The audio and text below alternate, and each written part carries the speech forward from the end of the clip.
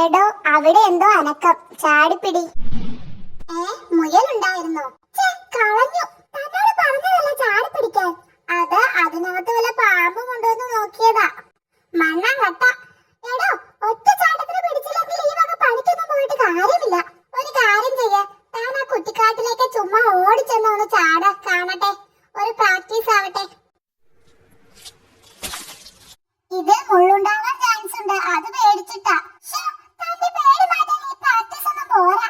മനസ്സ് നല്ല കട്ടിയാകണം. ഒന്നുമില്ലെങ്കിലും താനൊരു കടുവയല്ലേടോ?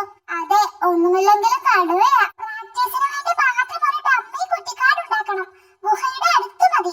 ഇല, പുല്ല്, വള്ളി ഇതൊക്കെ ചേർത്ത കാടുണ്ടാക്കാം. പക്ഷെ മനസ്സ് കട്ടിയാകാൻ അതിനെ താൻ തന്നെ വിചാരിക്കണം.